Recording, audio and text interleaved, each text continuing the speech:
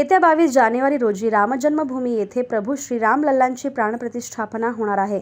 याच पार्श्वभूमीवर दिनांक 5 जानेवारी ते 14 जानेवारी दरम्यान सोलापूर येथील विवेकानंद केंद्र कन्याकुमारी शाखेच्या वतीने धागा विणूया प्रभू श्रीरामांसाठी या उपक्रमाचे सोलापूर येथे पंचमुखी हनुमान मंदिर वॉलचंद कॉलेज समोर येथे आयोजित करण्यात आले होते। या कार्यक्रम प्रसंगी सोलापूर शहर दक्षिणचे आमदार सुभाष बापू देशमुख यांनी उपस्थित राहून अयोध्येतील मंगल कलश दर्शन घेऊन धागा विणण्याचे भाग्य लाभले। यावेळी श्री विवेक घळसासी, रणजित गांधी, माया गांधी पेठे, विवेकानंद केंद्राचे दीपक पाटील, पेंटप्पा गड्डम, सोलापूर चेंबर ऑफ कॉमर्सचे अध्यक्ष राजू राठी, सचिव धवल शहा, राजमहेंद्र कमटम, सत्यनारायण गुर्रम आदी मान्यवर उपस्थित होते।